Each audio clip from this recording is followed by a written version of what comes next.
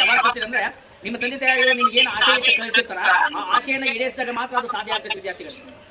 ಕೇವಲ ನಿದ್ರೆ ಅಲ್ಲ, ನಾವು ನಿದ್ರೆ ಆಹಾರವನ್ನ ಬಿಟ್ಟಾದ್ರೂ ಕೂಡ ನಮ್ಮ ಗುರಿಯತ್ತ ನಾವು ತಲುಪಬೇಕಾಗ್ತದೆ. ಮನುಷ್ಯನಿಗೆ ಯಾವಾಗ ಹೆಂಗಿರ್ಬೇಕಂದ್ರೆ ಮುಂದೆ ಗುರಿ ಇರ್ಬೇಕಾ, ಹಿಂದೆ ಗುರು ಇರ್ಬೇಕಾ, ನಡುವೆ ಮಾಡುವ ಛಲ ಇರ್ಬೇಕು. ಅಂದಾಗ ಒಬ್ಬ ವ್ಯಕ್ತಿ ಏನಾಗ್ತೈತಿ, ಅಭಿವೃದ್ಧಿ ಆಗ್ಲಿಕ್ಕೆ, ಪ್ರಗತಿ ಹೊಂದಲಿಕ್ಕೆ ಸಾಧ್ಯ ಆಗ್ತೈತಿ.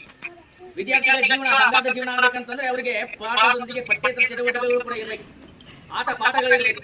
ಇವೆಲ್ಲವುಗಳು ಸಮಗ್ರವಾಗಿ ಸಮ್ಮಿಳಿತವಾದಾಗ ಮಾತ್ರ ಒಬ್ಬ ವಿದ್ಯಾರ್ಥಿ ಭವಿಷ್ಯ ಏನಾಗ್ತೈತಿ, ಪ್ರಜ್ವಲ ಆಗ್ತೈತಿ, ಉಜ್ವಲ ಆಗ್ತೈತಿ. ನಮ್ಮ ಸ್ನೇಹಿತರು ಹೇಳಿದ್ರು, ನಾವು ಉಳ್ಳಾಗಡ್ಡಿ ಸರ್, ಸಿದ್ದು ಉಳ್ಳಾಗಡ್ಡಿ, ಗೋವಿ ವಿಶ್ವನಾಥ ಅಂತ ನಮಗೆ ನಾನು ಇವತ್ತು ನೆನಪಿಸ್ಕೊಳ್ತಾ ಇದ್ದೇನೆ. ಆತ ನಮಗೆ ಗೊತ್ತಿಲ್ಲ, ಅವನ ನಿಧನ ಆದ. ಅವನ್ನ ಸ್ಮರಣಾರ್ಥ ಅವ್ರ ಅಣ್ಣವರು ಈಗ ಡ್ರೆಸ್ ಕೊಡಿಸಿದ್ರು. ಈಗ ನೀವು ಡ್ರೆಸ್ ಮೇಲೆ ಕೊಡ್ತಿಲ್ಲ, ಅವ್ರನ್ನ ನಮ್ಮ ಸ್ನೇಹಿತನ ಸ್ಮರಣಾರ್ಥವಾಗಿ ಅವ್ರ ಅಣ್ಣವರು ಡ್ರೆಸ್ನ ಕೊಡುಗೆಯನ್ನ ಕೊಟ್ಟಿರ್ತಕ್ಕಂಥದ್ದು. ನಮ್ಮ ಗೆಳೆಯ ಸುಳಿಕೆರೆ ಒಳಗೆ ಸ್ಕೂಲ್ ಸ್ಟಾರ್ಟ್ ಮಾಡಿದ್ದ. ನಾನು ಅವ್ಗ ಹೇಳಿದೆ, ಯಾಕಂದ್ರೆ ನಾನು ಶಿಕ್ಷಣ ಇಲಾಖೆ ಒಳಗೆ ಶಿಕ್ಷಕನಾಗಿದ್ದೆ. ದೋಸ್ತ ಅಲ್ಲಿ ಮಾಡೋದ್ಬೇಡ, ನಾವು ಇಲ್ಲಿ ಸಿಟಿ ಅಂತ ಪ್ಲೇಸ್ ಮಾಡೋಣ, ಅನುಕೂಲ ಆಗುತ್ತೆ ಅಂತ ಹೇಳಿ ಮೊದಲೇ ಹೆಸರು ರಂಗನಾಥ ಗ್ರಾಮೀಣ ಅಭಿವೃದ್ಧಿ ಶಾಲೆ ಅಂತಿತ್ತ.